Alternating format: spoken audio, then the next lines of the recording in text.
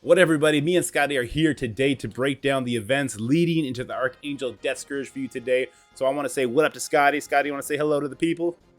Hey everybody, it's Dorky number 2. All right, guys, without further ado, let's go break down these videos, these events.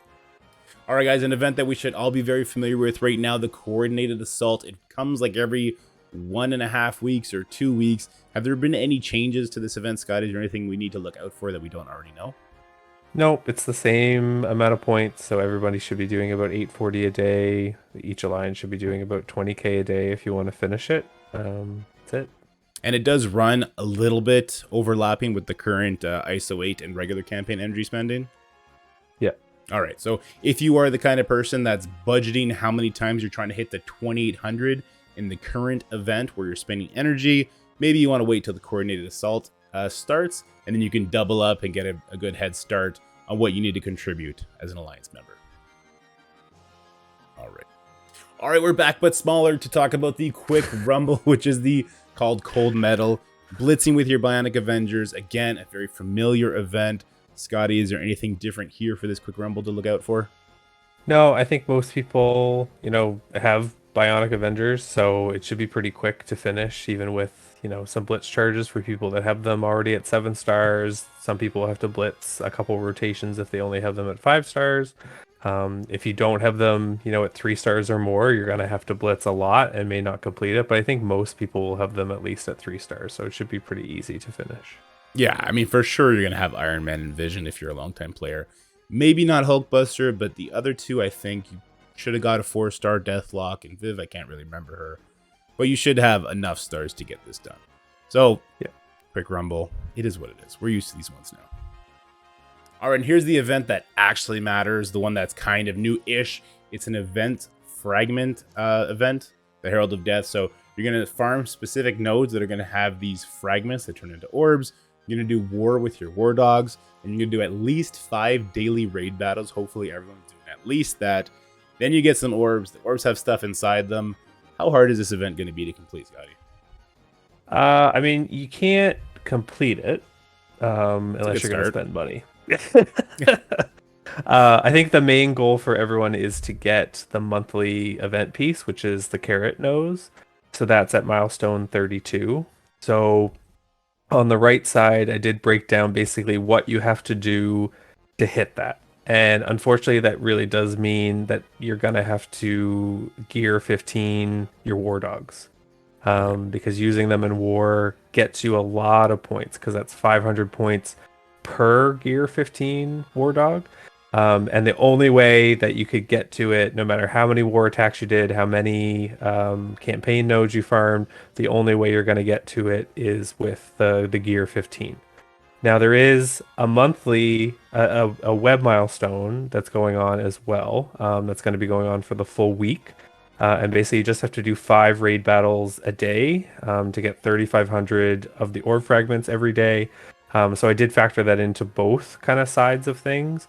But if you are, a crazy person and you really want to go as hard as you can, I mean, doing 14 war attacks. And so for alliances like us, sometimes that means actually if we're facing an easier alliance, we're going to leave like a couple teams left to basically lose against. Don't back out, guys. Don't back out in these war fights. Don't back out. You have to lose. So like throw your aim 1 minion at a team just so it'll lose quickly.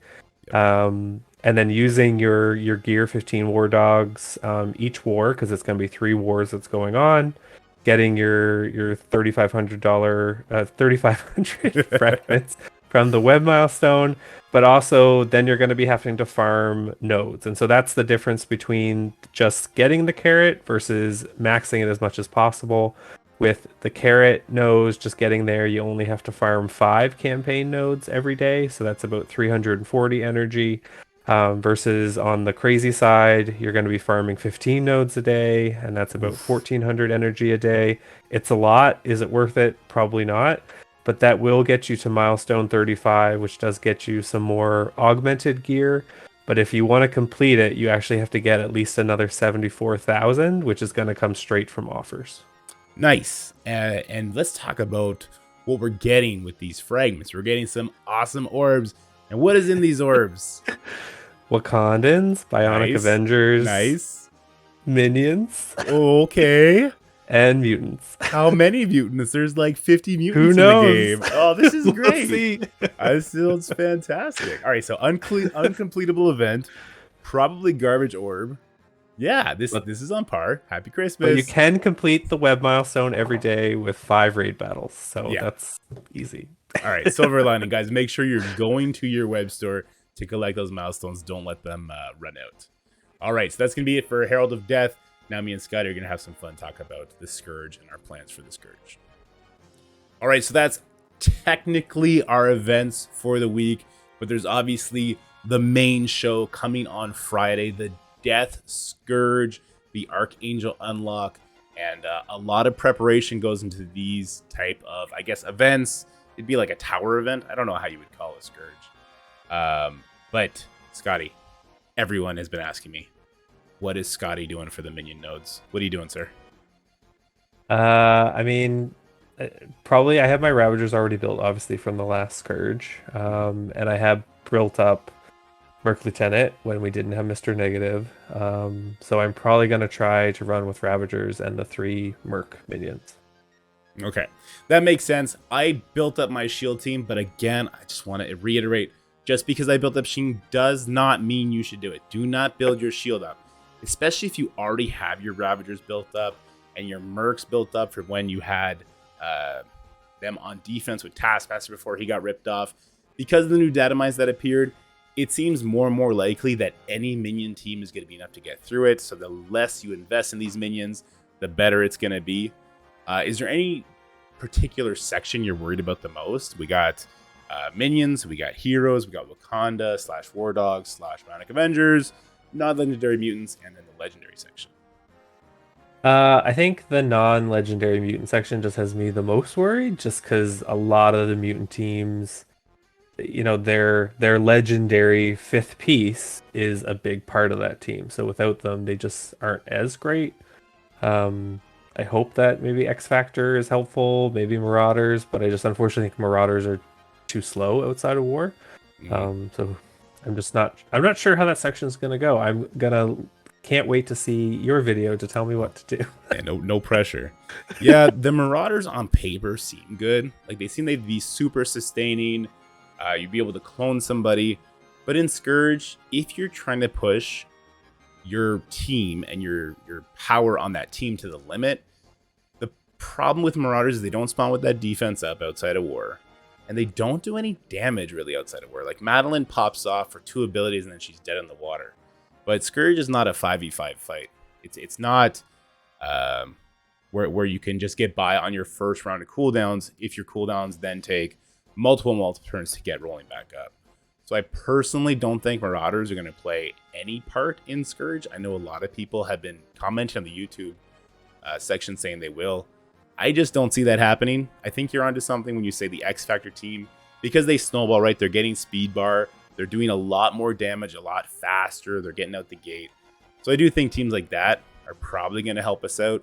And then I think a team like Uncanny with the big boom is going to help. But let me get your thoughts on this. So the legendary section.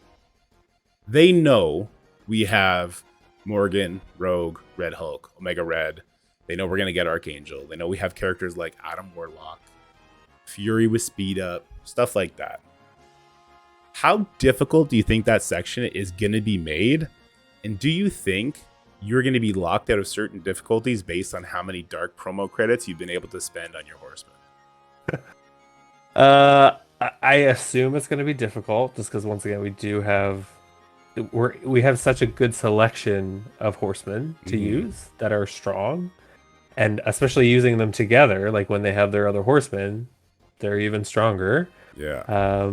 I think they're going to make it hard, and while that section sounds like it'll be real fun, it'll probably be one of the toughest. Yeah, I agree. I think it'll be one of the toughest, but it's like a double-edged sword, because it's kind of great that they know we have these tools, because it means they're making the nodes for these tools, but also that these tools have to be able to work. So instead of it being a roster check, it's going to be more like a Rubik's Cube, where you got to find the perfect strategy, the puzzle to get through it. Like Red Hulk and Rogue both have the hero tag, so maybe we're going to prep their cooldowns in that section, and then maybe we'll have Red Hulk Ultimate immediately on his first turn in the Legendary section. I think it's a cool concept. I am worried it might be a little overtuned, and maybe they're going to make it so like one node, you have to have a big Nick Fury to get speed up on spawn. The next node, you have to have Star-Lord to give energy so your Morgan can keep doing her abilities. It's also the only section I think where we're going to have trauma. And a lot of the Scourges give out crazy amounts of buffs. And so trauma is going to help play a big factor in them. Sorry, and also removing buffs. But trauma is the way you can actually keep your buffs. So I think that section is going to be packed with very difficult characters. But we have tools that's going to make that section manageable, but still nightmarish.